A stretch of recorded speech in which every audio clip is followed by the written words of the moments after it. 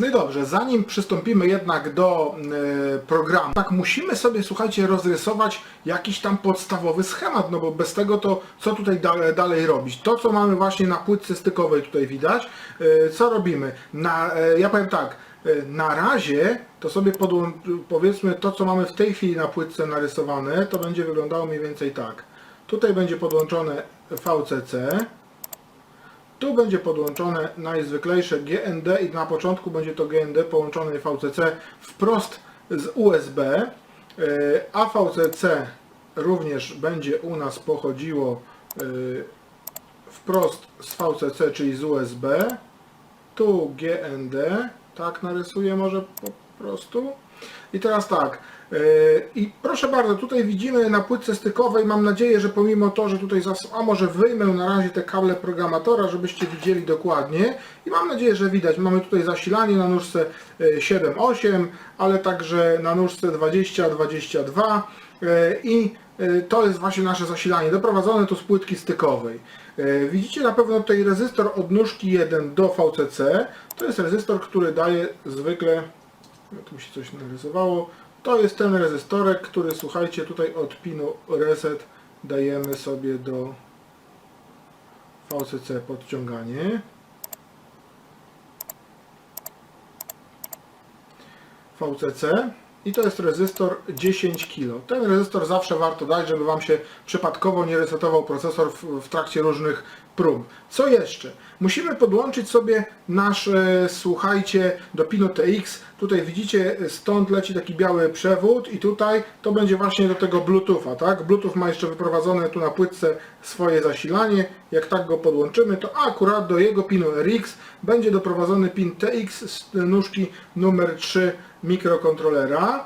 I to będzie właśnie, widzicie tutaj nóżka numer 3, czyli PD1, będzie biegł sobie do modułu Bluetooth, który ja tutaj sobie narysuję na razie symbolicznie w ten sposób. Tu jest jego nóżka RX, nóżka TX wisi sobie w powietrzu, ale oczywiście moduł ma podłączone VCC również z 5 V z USB i masę O. I to jest po prostu nasz ATB BTM, ale Ty możesz sobie podłączyć równie dobrze, słuchaj, w to miejsce jakąkolwiek przejściówkę USB RS232, to chyba widzisz, o co chodzi. Przyda nam się, słuchajcie, jak widzicie, tutaj jest też jakaś dioda świecąca i z rezystorem oczywiście. Po co? No będziemy sobie cokolwiek, żeby można było testować, ja to mówię zawsze na jakimś pinie procesora wolnym, jak mi zostanie, to jakąś diodę sobie podłączam, potem również ją sygnalizuję, czy na przykład procesor w ogóle prawidłowo działa, coś tam sobie ją włączam, migam jak na baterii, to tylko czasami ona się mi tam odzywa. A zatem tutaj sobie na tej linii narysujemy diodę świecącą i ona będzie podłączona anodą, słuchajcie, do pinu procesora, zatem będziemy sterowali ją stanem wysokim. Natomiast katodą przez rezystor dobrany, ja tutaj dałem, zdaje się, rezystor, i to wiecie, jest bardzo duży, aż za duży, 2,2 kg bez obliczania, to dlatego, że to jest dioda niebieska i ona jest bardzo jasna, dlatego chciałem mocno jej ograniczyć prąd, żeby ona tutaj aż tak mocno nie jarzyła, bo w kamerze by nam wszystko, prawie nic by nie było widać. Ją podłączymy do masy. Ja wiem, że to nadal cały czas schemat jak belaurkowy, ale tutaj w tym miejscu do pinu PC5 mam podłączony dzielnik rezystorowy do naszego doświadczenia. Za chwilę opowiem, jak go dobierzemy. Niemniej jednak i do jakiego napięcia, proszę bardzo, z tego pinu będziemy mieli wyprowadzony dzielnik rezystorowy. Już o dzielniku mówiliśmy, to wiecie, o co chodzi. Ale za chwilę coś tutaj Wam jeszcze pokażę ważnego, co na płytce zrobię, bo widzicie na płytce również, trochę mi jakoś to krzywo, słuchajcie, idzie. O tych rezystorach sobie za chwilę powiemy. I wyjście tego rezystora górnego, czyli to jest ten nasz górny rezystor, słuchajcie, o ten, tutaj to wyjście doprowadzone jest tak naprawdę, bo teraz tak, jak tu sobie przeprowadzać testy, żeby można było łatwo obserwować później napięcie, jakie się pojawia na ADC, czy tam wartości bezwzględne ADC. Otóż przydałoby się podpiąć tutaj jakiś potencjometr i dokładnie tak jest zrobione. Ja zrobiłem to w ten sposób, że wybrałem sobie tutaj, słuchajcie, najzwyklejszy w świecie potencjometr, który wpiąłem w ten sposób, że jego jedna nóżka podłączona jest do GND. Tutaj na płytce stykowej pewnie widać do GND poprowadzona jest taka ta niebieska zworka, ale tu widać dookoła tego Bluetootha biegnie taki żółty przewód i on mi dochodzi aż dotąd, do tego miejsca na płytce. Docelowo później tutaj będę włączał, słuchajcie, przetworniczkę zasilającą ATB-PWR3, tak? O tą przetworniczkę. I tą przetworniczkę tu będę włączał, więc będę doprowadzał w to miejsce 12 V z zasilacza zewnętrznego. Po to, żeby ona stabilizowała na 5 V i żebyśmy nie brali napięcia. A przy okazji, skoro tak, to ten żółty przewód właśnie dolatuje tutaj i nawet bez przetworniczki, jak podłączę tutaj 12 V, no to będziemy mieli na wejściu tego potencjometru, uwaga, tutaj narysuję, o tu, maksymalnie plus 12 V. Oczywiście masa zasilania jest również podłączona, to jest bardzo istotne. O, i tutaj będziemy sobie odbierali tym potencjometrem, bym powiedział, napięcie od plus 12 w dół do 0 V.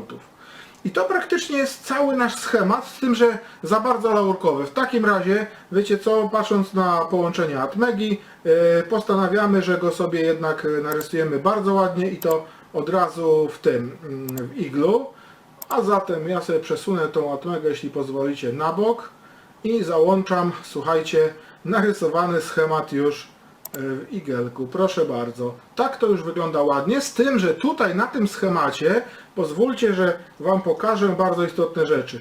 Na tym schemacie już użyjemy tego, co trzeba, czyli po pierwsze od pinu RF doprowadzimy docelowo później w trakcie naszych ćwiczeń i badań te kondensatorki, jak mówiłem, 100 nanofaradów i tu widzicie kondensator C4, tak? 100 nanofaradów od pinu RF do masy. Następnie AVCC puścimy sobie poprzez dławik. Gdzieś mi tu, słuchajcie, mam już ten dławik w łapce. Proszę bardzo, dławiczek też jest przygotowany, jak widzicie, jakiś tam 10 czy 20 mikrohenrów. I ten dławik właśnie podłączymy w ten sposób, że pin AVCC będzie filtrowany również przez dodatkowy kondensator C3 100 nanofaradów i jeszcze przez dławik L1 tutaj, tak widać. Dopiero tu będzie podłączone VCC. W tej chwili jest, jak widzicie, bez żadnych kondensatorów wprost podłączone do pinu. Dodatkowo włączymy sobie jeszcze taki dodatkowy na płytce układ filtracji zasilania, który będzie tu miał kondensator 4,7 mikro i 100 mikrofaradów. Doprowadzony jest również, jak widzicie na tym schemacie ładnie już iglowskim, rezystor 10 kg podciągający wejście reset, natomiast jest również wyjście reset oznaczone MOSI, MISO i SCK. To jest wszystko do programatora ISP. Jest również nasza dioda do pinu PB0 470 ohmów. Może ten rezystor jest tutaj nie po kolei, bo najpierw jest dioda podłączona, a później dopiero rezystor, ale to nie ma żadnego znaczenia. I również do pinu TXD, jak na tamtym schemacie odręcznym rysowanym, widać jest BTM. Tutaj na końcu już PC5 i widać nasz dzielnik. Dzielnik będzie dobrany w ten sposób, że dolny rezystor damy 10 kg, górny 56 kg. Żeby zobaczyć dlaczego, no to zobaczmy sobie szybciutko, odpalamy jeszcze raz MKFR kalkulator. I sobie włączymy kalkulator naszego dzielnika napięcia, szybciutko. Proszę bardzo. Napięcie wejściowe mieliśmy mieć 12 V, szybko przeliczamy. Górny rezystor daliśmy tam 56 kg. Co z tego wyjdzie? I spójrzcie, czy ja to dobrze wyliczyłem. 56 kg. Ach, już wiem dlaczego tak zrobiłem. 56 kg zdaje się, bo zakładałem, że napięcie wejściowe będzie 15 V.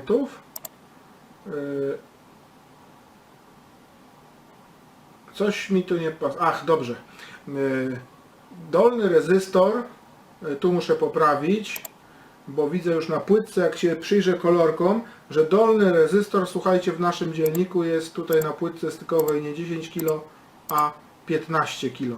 No to jest różnica, prawda? Tu sobie wpisujemy 15 kg i teraz z rezystorem 56 kg i napięciem wejściowym 12 V.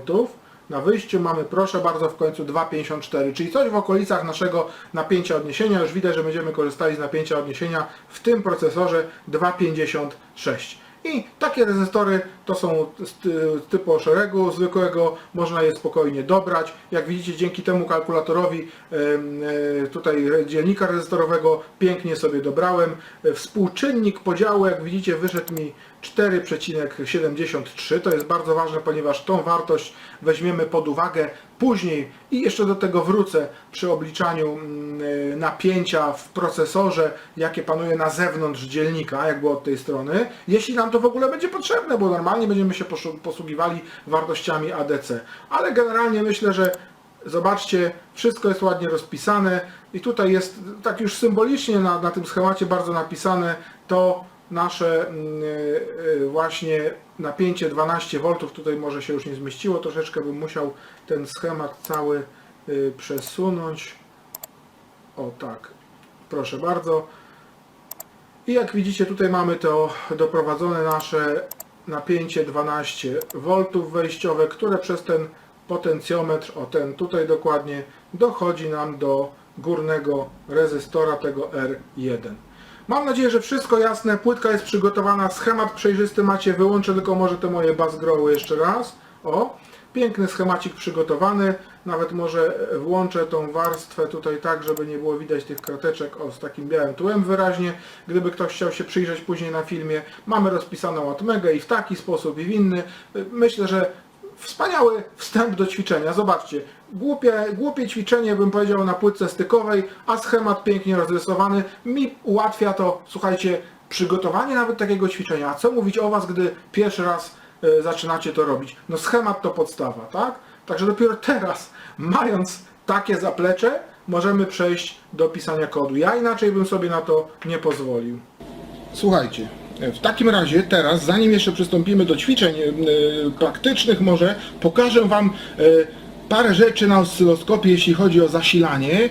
Przy okazji przetwornika ADC, jakby niechcący, omówimy sobie sprawy związane z filtracją zasilania. No niestety niechcący, ale jest to w tym przypadku bardzo ważne. Na oscyloskopie widzicie, słuchajcie, dwa wykresy. Jeden górny, nie wiem czy to dobrze widać, ale tu jest taki napis PWR3. To jest właśnie na tej kamerze widać ta przetworniczka ATB PWR3 firmy Atmel nasza i ona zasila mi w tej chwili z 12 V, daje 5 V na wyjściu i zasila tą płytkę stykową. Jest jeszcze druga płytka, ale jakby tu poza kamerą, jakby identycznie złożona, do niej podłączony jest drugi kanał, z tym, że zasilanie pewnie widzicie, tutaj się świeci programator USB-SP, żeby Wam pokazać, że jednak naprawdę jest tam podłączona płytka, to ja na chwilę wyłączę zasilanie na tu sobie wyłączymy. O, widzicie? Wyłączyłem zasilanie programatora i jak widać te tętnienia spadły. Włączam zasilanie z programatora i widać co się dzieje na zasilaniu, jeśli chodzi o USB. Zobaczcie jaki jest różny poziom zakłóceń, tętnień i tak dalej. Mamy ustawione na obydwu kanałach czułość, widzicie, 200 mV i jak widać z marszu, bez żadnego filtrowania, przetworniczka ATB od razu sobie lepiej radzi, chociaż to jest na pewno ponad 200 mV tętnień. No ale wiadomo, potrzebne po pierwsze to są płytki stykowe, których te wszystkie blaszki dookoła, druciki, przewody są dla nas wielkimi antenami, teraz to widzicie naocznie. Zresztą zatrzymam na chwilę wykres, spójrzcie jak to wygląda sobie ten przebieg gdzieś tam, o, tak sobie to wyglądają te tętnienia, gdy je zatrzymamy na chwilę. A teraz zaobserwujemy sobie, co się będzie działo, jak będziemy dodawali kondensator 100 nanofaradów filtrujący. Spójrzcie, pierwszy dodaję do naszej płytki zasilanej ATB, z ATB PWR3. Widzicie to tutaj również na ekranie, chociaż może to dosyć słabo widać, ale jednocześnie klikam kondensator i spójrzcie, co się dzieje na oscyloskopie. Włączam go, wyłączam z tej linii zasilania i widzicie, bardzo wyraźnie spada poziom tętnień. To jest właśnie rola kondensatorów tych ceramicznych filtrujących. Widzicie teraz bardzo wyraźnie, co one dają. One powodują zmniejszenie tętnień. Jak widać, one nam się zmniejszyły praktycznie od razu gdzieś do 100 mV, tak na oko patrząc. Ale żeby było sprawiedliwie, dodajmy również kondensator 100 nanofaradów do tej drugiej płytki, która jest poza kamerą, która jest zasilana z programatora z USB z komputera. Uwaga, dołączam kondensator. Jak widzicie, też się zmniejsza poziom tętnień, ale nadal proporcjonalnie jest on większy sporo. Oczywiście są różne komputery, różne zasilacze i tak dalej, niemniej jednak widzicie, że to jest dosyć spora różnica. Ale pójdźmy dalej i dodajmy sobie na takiej płytce stykowej jeszcze jeden kondensator 100 nanofaradów i później na drugiej i zobaczmy, co się będzie działo. Uwaga, dodaję tutaj drugi kondensator filtrujący. I widać wyraźnie, może już teraz nie aż tak wyraźnie, ale na oscyloskopie widzicie też, że poziom tych tętnień się wyraźnie zmniejsza, jak wkładam go i wyjmuję z szyny zasilania. I też dodam drugi kondensator filtrujący 100 nanofaradów na tej płytce, słuchajcie, z zasilaniem z USB. A tylko mi tutaj ten kondensator coś ma takie nogi dziwne, że tak nie chce wleźć, ale już go tutaj na siłę wciskam. Słuchajcie, widać też, że no zmniejsza się to, ale naprawdę słabiusieńko, jak widzicie. Słabiusieńko, o. Jest troszeczkę lepiej, ale to jeszcze nie jest to, co... Spróbujmy sobie na oscyloskopie zmniejszyć poziomy czułości do 100 mV, do 50 mV na górnym kanale. Może tak, do 50 mV jest 50 mV na działkę, tak? Na górnym kanale i na dolnym kanale również zmniejszmy do 50 mV. O, zobaczmy teraz, jaka jest ogromna różnica. Już nawet nie będę przesuwał, albo może przesunę ten dolny wykres trochę w górę, żeby zobaczyć, jaka jest ogromna różnica w skali przy czułości 50 mV, a i tak widać, że te, słuchajcie, zakłócenia, tętnienia są, no różnica, sami widzicie teraz, jest po prostu gigantyczna pomiędzy jednym a drugim sposobem zasilania, jeśli chodzi o przetworniczkę. Dobra, w takim razie dodajmy teraz, zobaczymy, czy poprawi coś jeszcze dodanie po jednym kondensatorze na linię zasilania, jakimś elektrolitycznym, byle jakim nawet. Już nie mówię, że o low ESR, chociaż taki by się przydał. Mam tu jakiś 2,2 mikro i dodaję go. Mówimy to, że później się na płytkach naszych PCB, jak widzicie teraz jest to bardzo istotne, o, jeszcze się wyraźnie zmniejsza nam poziom tętnień, bo to wiadomo, te tętnienia są różnej częstotliwości i proszę bardzo, przy takim kondensatorku można byłoby dodać kondensator ceramiczny jeszcze 1 mikro albo no coś w tym rodzaju. Widzicie, że się zmniejsza i żeby było uczciwie, to również zapewniamy taki sam kondensator na płytkę zasilaną z programatora ze złącza USB. Proszę bardzo, mamy naprawdę już w tej chwili dosyć dobrą filtrację. W przypadku naszej przetwornicy ATB PWR3 zeszliśmy z poziomem tętnień mniej więcej, słuchajcie, do poziomu około 100 mV, no trochę ponad 100 mV przekracza. Natomiast w tym drugim przypadku, ja tu ustawiłem na 50 mV, za daleko, zaszalałem przecież, słuchajcie, 100 mV. O, taka jest różnica. I teraz proszę bardzo, o, widzimy sobie podgląd tego, co się dzieje na zasilaniu przy obydwu sposobach zasilania. Także jest to bardzo istotne. Nie mam pod ręką, ale może bym się pokusił, słuchajcie, o jakiś stabilizator liniowy 7805 dla porównania, ale wiecie co, uwierzcie mi na słowo, że efekty byłyby może trochę inaczej, by to wyglądało na wykresie, ale poziom tętnień byłby podobny, może nieco mniejszy niż dla przetwornicy ATB PWR3, dlatego też, bo już to kiedyś porównywałem i w ogóle już ich nie używam, bo one się tylko grzeją, słuchajcie, parzą w palce, męczymy się z nimi całkiem niepotrzebnie. Także dobra, mam nadzieję, że widzicie, że wszystko tu z tym zasilaniem jak powinno być, dlaczego będzie to miało wpływ na działanie naszego przetwornika ADC. Później łatwiej mi będzie w trakcie omawiania przykładów praktycznych z kodem to wszystko wyjaśnić. Na tą chwilę dziękuję i za chwilę wracamy jeszcze do omówienia co to są napięcia odniesienia. Słuchajcie, skoro jesteśmy już bogatsi o doświadczenia, które przed chwilą widzieliśmy, to znaczy obserwowaliśmy sobie na oscyloskopie zasilanie, jaki ma na nie wpływ filtracja zasilania i tak dalej, to tym łatwiej. Teraz będzie mi wytłumaczyć, dlaczego na przykład wybieramy takie, a nie inne źródło odniesienia oraz w ogóle co to są źródła odniesienia. Może najpierw pokażę Wam, słuchajcie, tutaj, spójrzcie. Tak wygląda nasza płytka tutaj, która Ja sobie spójrzcie, widzimy tutaj naszą płytkę stykową, na której przed chwileczką, na której robię w tej chwili testy. Jak widać, nie ma tutaj nigdzie od góry, może ten widok nie jest taki najlepszy, ale nie ma nigdzie kondensatorów filtrujących, tych, które nawet wkładałem na chwilę. A zatem naprawdę bez żadnych kondensatorów filtrujących wszystko jest podłączone. I tym razem tutaj widzicie ten, ten czerwony kabelek i ten niebieski wpięty w masę. One są tutaj podłączone do miernika, jak widzicie. I co tu widzimy? Widzimy na mierniku napięcie 2,65 V. Tym razem mierzę na mierniku napięcie odniesienia na nóżce AREF, tak? Ponieważ tu specjalnie w procesorze wpisałem jakiś kawałek programu, w którym w rejestrze ADMUX tak ustawiłem bity REFS 0 i REFS 1, żeby na tym rysuneczku, pamiętacie którym? No dla przypomnienia jeszcze go pokażę, bo chciałbym, żeby to już wszystko było, słuchajcie, dla nas naprawdę w pełni jasne. Gdzie to było, zaraz sobie wyszukamy. Zaraz tu wezmę mychę. Słuchajcie, tu mamy ten rysuneczek. Pamiętacie, jak Wam mówiłem o tym wejściu AREF? Na wszelki wypadek ja to sobie jeszcze raz muszę przekopiować na naszą elektroniczną kartkę. Lepiej, żeby tak zrobić i naprawdę wszystko już w pełni wyjaśnić, niż Ctrl-V, tak sobie zrobię.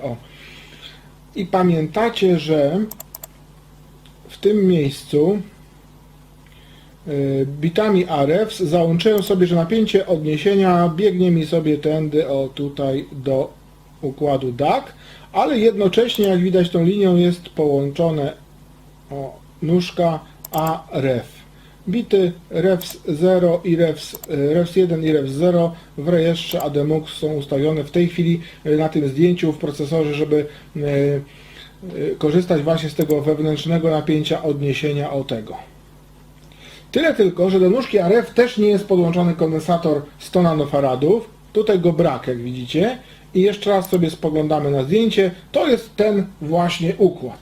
W związku z czym spójrzcie, jak wygląda, już pokazuję Wam właśnie napięcie przede wszystkim odniesienia. Miało być tak jak w nocie 2,56. Co się dzieje? Słuchajcie, że jest 2,65.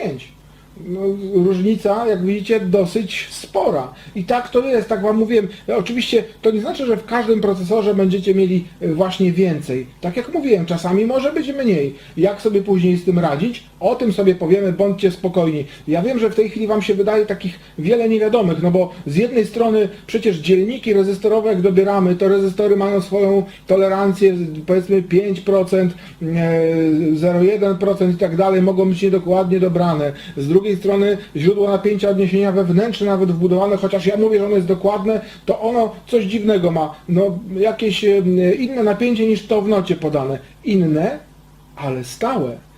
Żeby je teraz porównać z napięciem odniesienia w postaci napięcia VCC podłączonego, bo wiecie, moglibyśmy, tak jak mówiłem wcześniej, podłączyć sobie to programowo za pomocą bitów REFS 0, REFS 1 napięcie AVCC, ale przecież pamiętamy, jak to napięcie AVCC wygląda. No więc za chwilę sobie do niego podejdziemy, natomiast teraz jeszcze raz zobaczymy, nie to zdjęcie mi się włączyło, o to mi chodziło. Tutaj widzimy, że bez żadnej filtracji mamy na pinie AREF, odłożyło nam się 2,65 V. No dobra, jak to wygląda na oscyloskopie? Na oscyloskopie wygląda to tak. Jak widzicie, tutaj sobie stworzę nową warstwę do tego, żeby Wam pokazać pewne rzeczy. Przede wszystkim zwróćcie uwagę, tak jak tam było, tu mamy czułość oscyloskopu 200 mV na jedną działkę, a tych działek tutaj mamy raz, dwa. A zatem spójrzcie, że te zakłócenia tutaj są na tym zasilaniu w tej chwili, na tym pinie AREF dosyć ogromne. Zaraz sobie zobaczymy, jak zrobimy funkcję stop w oscyloskopie. Widzicie? Na poziomie 200 mV. Ponieważ nigdzie, jak widać na tym zdjęciu, z kolei nigdzie nie filtrujemy zasilania tymi kondensatorami, tak? W takim razie spójrzmy, co się dzieje. Proszę bardzo, kliknąłem tutaj w oscyloskopie sobie stop i widzicie dokładnie, jaki to jest przebieg, ale poziom 200 mV. paskudnie. Jest to tak naprawdę na tym napięciu odniesienia nam się odkładają takie same zakłócenia, jakie przychodzą do zasilania procesora. Na tym 2,56 widzicie? Natomiast co się dzieje, jak włączymy specjalną filtrację zasilania, o której też jest mowa w nocie aplikacyjnej, bo jak sobie otworzymy notę, to słuchajcie, tylko teraz, żeby za daleko tu nie przejechać, to ja może mychą sobie znowu dotrę do tego rozdziału. O, tu mamy taki rysuneczek, wprawdzie to jest obudowa TQFP, ale widzicie pewnie, że tutaj mamy dławiczek 10 mikrohenrów do AVCC 100 nano. Taką filtrację dodatkową trzeba zrobić, tak? Dodatkowo jak mamy procesory w wersji TQFP, to można pod tymi pinami związanymi z ADC zrobić pole masy, ground plane, analog ground plane, pole masy analogowej, o której mówiłem w swoich poradnikach do igla, jak tworzyć taką masę analogową. Takiego. Oczywiście, tak jak mówię, bez przesady, słuchajcie, nie szalejcie z tym, bo naprawdę jak ja sobie nazywię proste urządzenie, to nie wiem, badanie jakiegoś tam stanu baterii, to nawet się nie bawię w masę analogową, a wiecie, niektórzy popadają w taką od razu, wiecie, totalny strach i wszędzie już czekają tą masę analogową. Niepotrzebnie, naprawdę niepotrzebnie zawsze to robić, ale jak chyba, że naprawdę nam zależy na jakiejś mega precyzji, w miarę dobrej precyzji, to wtedy można robić masę analogową. W sumie to też jest nic trudnego, żeby zrobić. A więc widzicie jeszcze raz, AVCC, do którego napięcie jest doprowadzone przez dławik, do dławika napięcie jest poprowadzone wprost z VCC. I taką drogą, taką metodę jak sobie zastosujemy, to otworzę teraz drugie zdjęcie i proszę bardzo spójrzcie. Tam mieliśmy w ogóle, słuchajcie, napięcie 2,65, a tutaj, słuchajcie, zorganizowaliśmy sobie filtrację zasilania i spójrzcie, ja nie wiem, czy to jest dobrze widoczne, może uda mi się powiększyć trochę to zdjęcie. O, trochę mi się uda, tylko muszę przesunąć je. Za chwilę to zrobię. O, tu widzicie, że w tym miejscu mamy dławiczek 10 mikrohenrów. Tutaj mamy na zasilaniu kondensator 100 nanofaradów. Przed dławikiem dałem nawet jeszcze. Tu z kolei widać jeszcze jeden kondensator, który dałem pomiędzy nóżką GND a dławikiem, tak jak to było przed chwilą w nocie aplikacyjnej. Tutaj jeszcze jeden kondensator pomiędzy masą a nóżką VCC. Dodatkowo to, co testowaliśmy na oscyloskopie, w ogóle filtrację zasilania, gdzieś tu wrzuciłem jeszcze parę kondensatorów filtrujących na płytce stykowej, jak widzicie, tak? Dzięki czemu, spójrzcie teraz, ja może ten obrazek znowu trochę zmniejszę, spójrzcie, że po pierwsze napięcie jak się ustabilizowało, to okazuje się, że w ogóle miernik pokazuje nam już napięcie nieco mniejsze, bo nie 2,65, a 2,64. To oznacza, że te tętnienia zmalały na tyle, że nawet uśrednione napięcie nam się zmniejszyło i powinno być dużo lepiej. A zatem zajrzyjmy sobie na te tętnienia. I proszę bardzo, mamy teraz już, słuchajcie, czułość ustawioną nie na 200 mV. Spójrzcie, jaka drastyczna różnica nam powstała. Znaczy na plus oczywiście, bo tym razem czułość jest ustawiona tylko na 20 mV na działkę. Tutaj mamy w tym momencie tych działek raz, 2, 3, 4, 5, tu już nie do końca, czyli mamy 20, 40, 60, jakieś 70 mV. Nam się zmniejszyły te tętnienia. Po dobrej filtracji to już jest ważne. Oczywiście cały czas mówimy, słuchajcie, o płytce stykowej. Na płytce PCB, przy dobrze wykonanej płytce PCB, jeszcze lepsze rezultaty osiągniemy na pewno. No i to spójrzcie, gdy kliknę stop, żeby zobaczyć mniej więcej charakter tych przebiegów, to jak widzicie, jest to nadal przy czułości 20 mV. Widać wyraźnie, że nawet ten jakby poziom złapałem jeszcze nieco inny i można powiedzieć, że on jest tak, 20 mV na działkę to jest 20, 40, no i tutaj jakieś 10 i tutaj powiedzmy 10 to 60 mV, tak? Razem. A zatem naprawdę bardzo fajna rzecz, tylko teraz porównajcie sobie, jeszcze raz włączę zdjęcie tu już bezpośrednio z oscyloskopu i przypomnijcie sobie, jak badaliśmy te dwa napięcia z USB, jakie tutaj właśnie były, to już tylko tak w kwestii przypomnienia chciałem pokazać, że spójrzcie, tutaj mamy z USB przy 100 mV, 100, jakieś 150, ale tu było też czasami więcej, nawet 200. Przy zasilaniu natomiast z przetworniczki, widzicie, wychodzi nam o wiele mniej, bo nie więcej niż około 100 mV. Dlatego warto dobrze dobierać w ogóle napięcie zasilania do naszego mikrokontrolera, tak? Z USB, jak sobie coś testujecie, bo wiecie, jak testujemy, też sobie bardzo często testuję coś, ale jak już chcę większej precyzji, kiedy robię i testuję coś z ADC, to niestety wrzucam sobie przetworniczkę najchętniej ATB. Jak nie macie jeszcze tej przetworniczki, chociaż ją naprawdę polecam, albo sobie samemu zrobić, to nawet do testów sobie zakupić taką jedną, żeby zobaczyć, przekonać się, że te przetworniczki to jest fajna rzecz i zobaczycie, że jak przetestujecie sobie taką przetworniczkę, na przykład ATB PWR3, to później sami będziecie budować na tych stolakach, które też Wam polecałem, własne przetwornice w swoich układach i nie będziecie się tego już bali panicznie wobec tych, tak jak mówiłem, dzikich różnych komentarzy na wielu forach, że przetworniczki sieją i tam takie dziwne rzeczy robią, tak? Dobra, to tyle. Myślę, że jeśli chodzi o napięcie zasilania, w tym również to, co widzieliśmy słuchajcie, na pinie RF. Natomiast teraz trzeba byłoby sobie powiedzieć dokładnie, bo za chwilę w programie będziemy wybierać sobie napięcie odniesienia wewnętrzne wbudowane. W naszej procesorze Atmega 8 będzie to napięcie, jak wiecie z noty katalogowej, ja tu sobie pozwolę przypomnieć, będzie to napięcie do wyboru albo 2,56 V, albo napięcie VCC, jeśli zasilamy 5 V, to w tym momencie będzie to 5,00 V, tak? Które wybrać? Oczywiście, gdybyśmy mieli, jeszcze raz podkreślę, jednak M88, czyli Atmega 88, to mielibyśmy do wyboru 1,1 V. I teraz, które napięcie odniesienia wybrać, tak?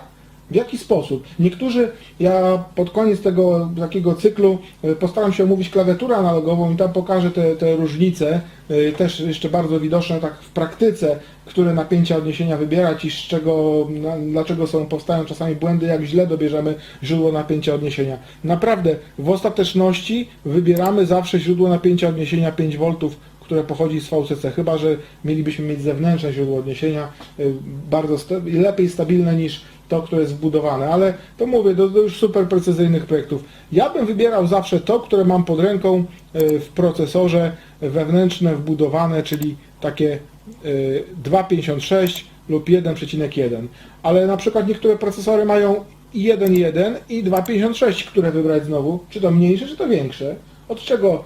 Co tutaj zyskujemy? W ogóle dlaczego w jednych jest 2,56, a w innych, tych nowszych procesorach 1,1? No człowiek by się domyślał, kurczę, skoro jest niższe, to chyba to oznacza coś lepszego dla nas, tak? Pewnie, że tak. Tylko teraz dokładnie na czym to polega. Ja wymyśliłem sobie porównanie, słuchajcie, może bardzo proste, wręcz niektórzy powiedzą, że dziecinne, ale wyobraźmy sobie, że tu mamy jakąś tam podłogę, ziemię, tak? I teraz trochę nie śmiejcie się, bo ja naprawdę rysować nie za bardzo potrafię. Tu mamy sobie jakiegoś dorosłego osobnika, który stoi na tej ziemi, twardo 2 nogami, prawda, ma 2 rąsie tutaj sobie, no i tam nieważne, o, to jest sobie dorosły człowiek. Obok niego stoi sobie jakiś tam, no, dziecko. Dziecko postaramy się, żeby wyglądało trochę przyjaźniej, proszę bardzo, uśmiechnięte. Wiadomo, że dziecko przeważnie jest niższe, nie wnikamy ile ma lat. Ma rączki, nóżki i tak dalej. A tutaj obok stoi kto? No, ktoś jeszcze niższy. Powiedziałbym, że nie wiem, czy mi się uda to narysować, ale wymyślam sobie teraz, na pewno każdy z Was zna Gwiezdne Wojny i tutaj taki był sobie gostek w Gwiezdnych Wojnach, który się nazywał Mistrz Joda.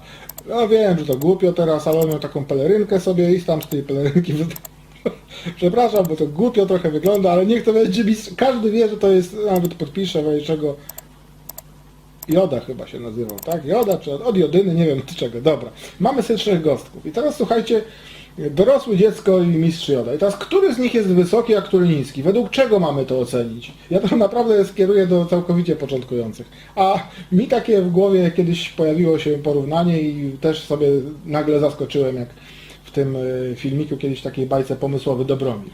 Otóż słuchajcie, jeśli po drugiej stronie postawimy również dorosłego człowieka, tak? Podobnie go tutaj narysuję, który oczywiście też ma 2 nóżki, załóżmy, i 2 rączki. To teraz co się dzieje? Otóż ten dorosły człowiek spróbuje ocenić sytuację i dla niego, jak na linii swojego wzroku, że tak powiem, a teraz nie wiem, czy mi się to równo uda narysować, spojrzy na tego dorosłego, to oceni, że on jest, powiedzmy, jakiś tam normalny dla niego. Dokona jakiejś oceny, prawda? Jak spojrzy sobie na to dziecko, no to oceni je, że to dziecko co jest? Jakieś tam, powiedzmy, średniego, tak? Średniego wzrostu. Średnie. Ale jak spojrzy na tego niziutkiego mistrza Jodę, to pewnie każdy z Was się domyśla, że oceni go jako niski. Zobaczcie, ten dorosły człowiek dokonał jakichś 3 pomiarów. No jest to jakiś dla nas punkt odniesienia. Ale teraz jeśli po drugiej stronie postawimy właśnie sobie nasze jakieś też dziecko inne, no ono się tutaj różni, bo na przykład ma włoski, jest to inne dziecko, przepraszam za takie, może to trochę zajmie, ale mam nadzieję, że po tym już nikt nie powie, że nie rozumie, co to są źródła napięcia odniesienia. No to teraz to dziecko sobie patrzy swoimi oczkami małymi i spójrzcie, jak się zmienia w związku z punktem widzenia, jak spojrzy sobie na dorosłego, to pomyśli sobie, że ten dorosły jest wysoki, prawda? Jak spojrzy sobie na to dziecko, które stoi tutaj, to jednak oceni, że jest normalny, czy no średni, dobra, nie chodzi o to, że normalny albo tam nienormalny, wybaczcie mi te moje porównania, a jak spojrzy na mistrza Jodę, to oceni rzeczywiście też, że jest niski, w jakimś tam poziomie będzie się zgadzał. I oczywiście każdy już się domyśla, że jak sobie tutaj narysujemy z tej strony, nie wiem, czy mi się uda odtworzyć, mistrza Jodę, może on trochę inny, jakaś tam inna wersja mistrza Jody, tu pelerynka, prawda, 2 nuzie, rączki ma schowane pod pelerynką, to ten Joda, jak sobie oceni teraz sytuację, to spójrzcie, on spojrzy sobie tutaj na tego wysokiego i oceni, że jest tam na przykład bardzo wysoki. Zaraz powiem, dlaczego to wszystko tak żmudnie rysuje. Spojrzy sobie na dziecko, to oceni go jako wysoki, no i dla niego Joda. Drugi będzie normalny, prawda? I teraz sobie wyobraźcie, że zobaczcie, te pomiary zostały dokonane wysoki, niski, bardzo wysoki, w zależności od właśnie punktu odniesienia, zależy co jest punktem odniesienia. I teraz zakładając, że te wszystkie 3 postaci tutaj narysowane znajdują się, słuchajcie, wewnątrz procesora, to możemy uznać, to one są wewnątrz procesora, to możemy uznać, że to jest napięcie odniesienia VCC. To jest napięcie odniesienia 2,56, a to jest napięcie odniesienia 1,1 V. Tak? A tu w naszym przypadku na przykład jest to 5 V. Co to daje i o co chodzi? No teraz wyjaśnię, dlaczego, które jest lepsze, a które gorsze na bazie nadal tego samego dziwnego rysunku. Otóż wyobraźcie sobie, że ten dorosły człowiek, to już jest dorosły człowiek, rzeczywiście może nawet w sile wieku, no bardzo często już, żeby dobrze widzieć, to co potrzebuje? Okulary, ma gorszy wzrok, prawda? Ma okulary, w związku z tym on średnio dosyć ocenia, dokonuje tych pomiarów. Czasem może się pomylić plus, minus ileś, tak? Więc to się przekłada na te nasze, wiecie, duże zakłócenia, takie, które mieliśmy na poziomie 200 mV, tam gdzieś czułość, pamiętacie, milivoltów, tak?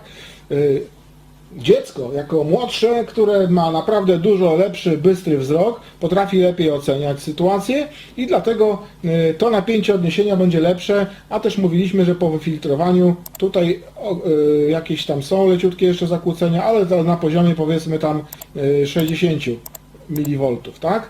Natomiast najniższe napięcie odniesienia, czyli nasz mistrz Joda w ogóle jest ekstra, to napięcie odniesienia. Dlaczego? Dlatego, że słuchajcie, procesor generalnie może dokonywać pomiarów, jakby człowiek może zobaczyć i spojrzeć wzwyż, tak? Dorosły człowiek może zobaczyć nawet i ocenić, że jakiś tam wysoki jest blok. Ale niestety procesor będzie potrafił ocenić tylko napięcie od 0, tutaj zaszalałem, pomiędzy 0 V a 5 V. O, tym się charakteryzuje napięcie odniesienia w procesorze, tak? Jeśli wybieramy VCC, no to pomiar może być dokonywany tylko w tym zakresie. Nie może być większe, bo już zawsze będzie taka sama liczba. Jeśli natomiast weźmiemy sobie napięcie 2,56, to podobnie. Wyobrażacie już sobie, o co chodzi, tylko będzie pomiar od 0 V do maksymalnie 2,56. I podobnie tutaj z mistrzem jodą naszym, czyli z napięciem odniesienia 1,1, proszę bardzo, od 0 V do 1,1. Co to oznacza? To oznacza, że słuchajcie, jeśli bierzemy pod uwagę 10-bitową rozdzielczość, ale nawet 8-bitową rozdzielczość, to łatwo sobie wyobrazić teraz, co to oznacza. Spójrzcie, 10-bitowa rozdzielczość to znaczy, że mamy, cóż, na 10 bitach jaką liczbę możemy maksymalną wyrazić? 1024, tak? Jeśli mamy rozdzielczość 10 bit, to mamy liczbę 1024. 1024 kroczki. Jeśli mamy 8 bit rozdzielczość, to mamy maksymalną liczbę 256 kroczków podziału. Co to oznacza? To oznacza, że tak naprawdę, jeśli wybierzemy 10-bitową rozdzielczość, to, teraz ważna rzecz, napięcie takie 1,1 V będzie mogło być podzielone na 1024 kroczki. 1024 kroczki i uzyskamy możliwość, w każdym, procesor widzi każdy kroczek jako liczbę, tak? I zobaczcie teraz, że jak sobie to podzielimy, ja tu sobie 1,1 dzielone na 1024, jeszcze sekundę, 1,1 dzielone na 1024, to nam się równa, aż muszę zajrzeć na ten kalkulator, słuchajcie, to nam pojedynczy krok, jaki procesor potrafi mierzyć, to jest 0,00107, załóżmy tam 4, 2, 1, 8 V. Spójrzcie, to naprawdę jest fajna, precyzyjna rozdzielczość, sami przyznacie. 1/1000, jak patrzeć tylko na tą liczbę tutaj, w tym miejscu, to 1/1000 V, dzięki takiemu napięciu odniesienia 1 V. Ale jeśli weźmiemy sobie napięcie 2,56 V, podzielimy na 1024, to zobaczmy, porównajmy, jaki jest najmniejszy krok teraz, tak? 2,56 dzielone na 1024, zobaczymy z jaką teraz dokładnością. No teraz dokładność jest 0,025. Proszę bardzo, teraz już chyba rozumiecie. Teraz mamy 2000, tak? Taką rozdzielczość. To chyba już nie trzeba mówić, że jest to mniejsza rozdzielczość i jak schodzimy coraz bardziej w dół i potrzebujemy takie niziutkie napięcia sobie mierzyć, tak? Czy powiedzmy jakiś szerszy zakres napięć, to mamy coraz gorzej, ponieważ ta rozdzielczość nam się niestety, ta rozdzielczość spada. To już nie muszę mówić, co będzie, jak weźmiemy sobie napięcie 5 V podzielone na 1024 przy rozdzielczości właśnie tej 5 dzielone przez 1024, to na taki pukający kalkulator, to się równa i zobaczcie od razu porównanie 0,0048. Okazuje się, że tutaj aż prawie w porównaniu do 1,1 V wzrosła nam, dokładność nam zmalała czterokrotnie, z 1/1000 do 4000, tak? Więc widzicie, że już chociażby z tego punktu widzenia warto brać zawsze wewnętrzne źródła napięcia odniesienia i to te jak najmniejsze. Jeśli procesor ma, co więcej, nawet jeśli wybieramy nowy procesor do czegoś, żeby robić, to ja bym wybrał na waszym miejscu, zawsze to powtarzam, nie staruszka Atmega 8, który ma 2,56 i ma jeszcze kilka takich biednych, starych rzeczy już niedomagających, na przykład Timer Zero ma biedny. Ja bym wybrał Atmega 88, na przykład kolejny powód wyboru tego procesora, to, że on ma wbudowane źródło napięcia odniesienia 1,1 V i tu na przykład już wygrywa. Jakbym chciał coś robić precyzyjnego albo nawet mniej precyzyjnego, żeby później, bo wiecie, później omówię działanie tych skaczących, jak to mówią ludzie, napięć, tak? Bo mi ADC skacze, jak mierzę napięcie. No to się wiąże z tym, że brak filtracji zasilania, brak filtracji ADC, wybrane złe źródło napięcia odniesienia i tak dalej. Wiecie, wszystko się nakłada, wszystkie te błędy się kumulują, jest coraz gorzej. Jeśli wybieramy od razu świadomie pewne rzeczy, czyli na przykład Atmega 88 dlatego, że ma 1,1 V, a nie Atmega 8, no to już jesteśmy trochę do przodu. Oczywiście, jeśli mamy pod ręką tego staruszka Atmega 8, to go też wykorzystamy, ale już wiecie, że jak ktoś wam powie, użyj napięcia odniesienia VCC, to ty powiesz, ble, nie chcę, nie lubię 5 V, wolę 2,56, bo to jest dużo lepsze, chociaż mniejsze, chociaż wygląda dziwnie dla mnie na początku, to jest dużo lepsze, bo rozdzielczość jest lepsza. Przepraszam za takie bazgrołki, ale mam nadzieję, że to, a tu zresztą sobie jeszcze pozwolę już na koniec narysować, że to był nasz procesor na przykład Atmega 8, tak? Ale mogłoby być to również Atmega 88 z napięciem mistrza jody 1,1 V z zamkniętymi niewolnikami w postaci źródeł napięcia odniesienia. Oczywiście z noty aplikacyjnej PDF dowiadujemy się, jakie ten procesor posiada te źródła napięcia odniesienia. Dobra, myślę, że po takim wstępie animowane, może dziecinne, nieważne, znowu na pewno malkontenci zjadą, Boże, na jakim ja poziomie tłumaczę tutaj te rzeczy, kurde, znowu mi się oberwie, no połowie dostanę, trudno, okej, wiem, mam przechlapane, ale mam nadzieję, że te osoby, którym to pomoże zrozumieć, co to są te napięcia odniesienia i z czym to jest związane, chociaż w taki głupawy może sposób, czy brzydki, wytłumaczone, to mam nadzieję, że coś tam do głowy wejdzie. Myślę, że rzeczywiście już po tym, jak mamy sprawdzone, jak wyglądają napięcia, po tym, jak mamy sprawdzone, jak rozrysowany schemat pięknie tego, co jest na płytce naszej, możemy się zabrać, zakasać rękawy, o kurde, mi rękawy urwało chyba, no, i zabrać się do pisania kodu. I do tego teraz przejdziemy za chwilę.